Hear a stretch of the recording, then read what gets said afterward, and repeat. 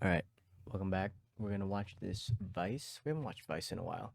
This one's a train tunnel. I remember I did one that was like a train in New York was like just going through its route, and people would like fucking jump on it and steal the shit that's inside the train, cause like I think this was like the beginning of the pandemic and people were like running out of stuff, so they would just like go to where the train was heading to, like before it got to its destination, and then jump on a train like a bunch of people and just like steal shit, like throw boxes out, and then people would like rummage through them. People thought it was like bums, but it was actually like people that needed, food and toiletries and shit. But this one's not about stealing. This one's about the art scene of a train tunnel, apparently. So let's see what's this shit's about. Yeah. There's this tunnel underneath Riverside Park. Oh fuck! It's about a Steve on tunnel. 61 stole some dynamite from a construction site Who is and that? blew a hole in the bathroom. We went down there, slid down this embankment. Why? Why did he say that so casually? That he just like stole a fucking explosive, like that's not a federal crime, you know? Like he's like, yeah, he's got some TNT, blew up the side of a train tunnel, not a big deal. Then we had to jump about 5 feet from there, and there we were in the tunnel, the Freedom Tunnel. Graffiti was ending on trains, and kids were looking for places to paint. This tunnel became a destination to go. Rough estimates are that 5,000 people live in the tunnels below New York City. Some of the other homeless people that had moved in. You know what's crazy? Like, I'm like clearly I'm American, right? And I consume a lot of American news and not really a lot of like world news. And I only started like reading and consuming news from other countries maybe like 5 or 6 years ago, like not very long ago, right? Like most of the time I was either like too busy working and didn't really give a shit about the news because it didn't really pertain to me, or if I did look at the news, it would be because it was at work, and people at the office were like talking about it, and it always had to do something with America. But the more I like read about other places and watch like YouTube videos about other places, the more apparent that things that happen in the United States also happen. Like I know this sounds stupid, but when you're so entranced in one type of culture, you don't really think another culture is exactly or could be pretty close to your culture. Like right, that's like one of the main problems in the world. People don't see that we're all pretty similar. But anyway, the homelessness in like this underground tunnel, there's like a group of kids in, I think it was in Russia, or it might have been Ukraine. It was one of those more Eastern European countries. They would like live underneath the basements of these abandoned houses, and they would like do drugs there. I think I watched a video on it, like a year, like maybe last year or something, but or a few months ago, I don't know. They would live underneath the basements, right? And they would like do drugs, and I just remember this like kid fucking hopping out of like a broken window, and he was just like half of his body's out, half of his body's inside, and he's like talking about like, yeah, we do drugs here, and this is where I go to sleep. And I got kicked out of my house when I was fucking 12, and I was like, holy shit, like this shit is happening everywhere, man. I was Like I don't know why I didn't think it would be happening. Like homelessness and shit wouldn't be happening everywhere else, but like I said, I was pretty entranced in like this is my world, and everything that's happening in my world is only happening here because this is all I know type shit. There's definitely a lot more people that still live like that to this day, and I'm just like now scratching the surface of globalization as a humanitarian thing rather than like a corporate thing. trying to capture the way that they lived. My name is Chris Pape, better known as Freedom, which was my graffiti name. I was there. The Freedom Tunnel. Hell yeah, freedom. I grew up in New York City. In New York in '64, my memories of it are sort of in black and white. The city was dying, factories left, construction sites were closed down, all of these abandoned lots. It gave birth not only to skate culture, but to graffiti as well.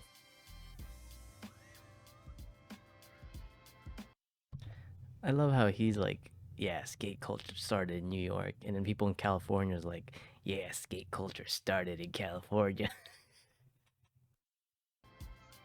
I was writing name with spray paint on a wall, hitting the insides of a subway train. All right, what do I do next? Well, I've got to paint the outside of a train. Well, then I have to walk on the tracks. For me, writing wasn't about the rush. I wanted the attendant fame that went with it and the acknowledgement by my peers. And around the same time, my brother said, you know, there's this tunnel underneath Riverside Park. It's very secretive stuff. All this great death-defying stuff that's very appealing to 14-year-olds. And that's what we did. We went down there, and there we were in the tunnel. And there were freight trains lined up. We climbed up and down the freight trains, hung off the rafters in the ceiling, and did all sorts of things.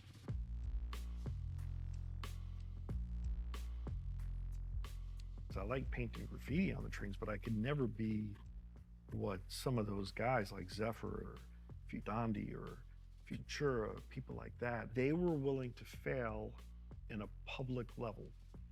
And what that means in graffiti is that a great deal of writing graffiti is benching what, you know, the trains and watching what you wrote and watching your peers dissect it. So you'd have to sit there with them as they said, you know, oh, nice job, that really sucks. And I didn't have the heart for that. That's part of what, you know, drove me into the tunnel. The 33-year-old artist's works appear under 5 city blocks. The concept was just to make the two torsos work together. Why did you choose this space for this?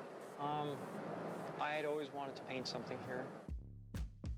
So I did a large Freedom to Write piece with James Dean underneath. I painted my Mona Lisa. That was the very beginning of the tunnel stuff. It's crazy that like they could afford all this shit, you know? Like these are not little pieces. Like this shit's like, you know, over 10 feet tall in some cases, spanning what could be like another 15 feet across type shit. Like these are massive. And you know, for kids with a lot of free time and not a lot of money, this seemed like he had to be really passionate about the shit to be dropping that type of money on this and not expecting like any type of like income from it. It's just like not even like recognition, just straight up like this is what I like to do, and that's fucking awesome. In 1986, though, I had become more and more kind of fascinated with the history of graffiti. So I decided to do a long, sort of half a city block painting of the history of graffiti in this one area where there were all these gratings above. That's awesome. Went from It's 3rd of May. 95th Street to 96th Street, because I was generally in the middle of the tunnel. And there was a whole group of people living in the south end of the tunnel. And as I was painting it, this guy came over from the cement cubicles in the dark. So I was up on the ladder and said, oh, no, thank you, home. What's crazy, there was this recent photo of this place, I think it was in South America. Pretty sure it was in South America, but it was like a mural. It was like this massive like mural about like local farmers and like their struggles, and like it told like a really beautiful story. And I guess it got recently like painted over, and someone like a company bought the space and put a fucking ad on it that was like buy more water or whatever. It's like box water type shit. There's like buy more box water. And I was like, what the fuck, man? Like that's crazy. But you know, money makes shit go. Homeless person, go away. And then the next day he came back and he was like, hey man, you know, you can come over, we're just hanging out, sitting by the fire. And I was like, fire? I'm trying to paint my history of graffiti. And by the 3rd day, I was just about done. and I realized I was about as rude as I could be. And he didn't come over that day. So I went over to him, had a cup of tea in this charred metal cup that I was sure I was going to get tuberculosis from. What? It was very good. His name was Bernard, and he gave me a little background about himself. Bernard had been a model. He had gone to college. He was a very bright guy. Some of the other homeless people that had moved in that year, and Bernard would always make tea. When was this? This must be like around the same time that Basquiat was doing this stuff. He said it was like the 80s, right? The late 80s. Cups of tea for That's kind of everybody, dope. and they'd cook omelets and things like that. I continued to check in with Bernard and Bob and people who lived there each time I went down to paint. And I would have 2 sketch pads trying to capture them the way that they lived. Rough estimates are that 5,000 people live in the tunnels below New York City. They do not, however, consider themselves homeless. After the book The Mole People came out, It's like his house, you know, underneath the fucking city.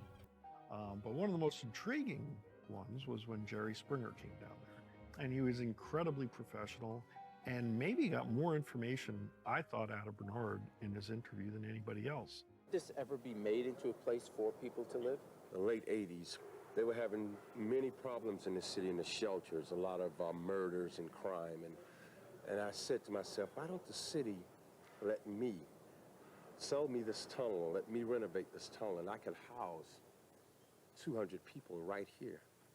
And in '89, Amtrak purchased it. By 1995, they did seal the tunnel off. A number of the people actually dug with their hands to get underneath the wall to get back into the tunnel, which is kind of horrible when you think about it. With Bernard, he was a good friend, and he will definitely be missed. Passed away about 5 years ago. Over the years, from 1980 to 1995, I painted a little over 40 paintings. It was a really good time in my life. And the graffiti legends. That's like the type of shit that you'd wish you could like take off a wall, you know, and put it on canvas. But I feel like taking these photos and framing them kind of puts out the same thing, especially since he says he sees shit in black and white, and that's super dope. Some failed, some succeeded. I wound up somewhere in the middle by doing illustration. But it was one of those things of, is this stuff only going to work in the tunnel? Or am I ever going to be able to solve that? But the idea that you're making either historical work or work that would become part of the, fine art canon, and that would be the paintings in the tunnel themselves. Anything that I do off of that is merely a representation of what has happened down there. And eventually, as the Freedom Tunnel became a destination for urban explorers around the world, and they all wanted photos in front of the Buy American piece, which was the large epilogue that I did based on my time in the tunnel. So all of these societal factors wound up turning it into something much more than I ever thought it would be. And I'm thrilled that it happened, because it's made a career for me.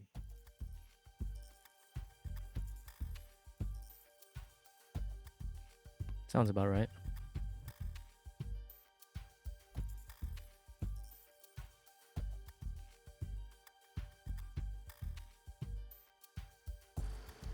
Do you think your kids realize how cool you are?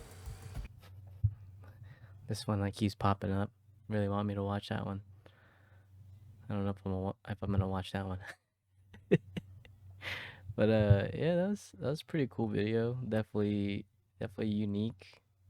In respect to culture, you know, that subculture that you normally wouldn't hear about. Like this is specifically his people, his mole people, and like how they moved with or influenced the graffiti culture of New York at their time era.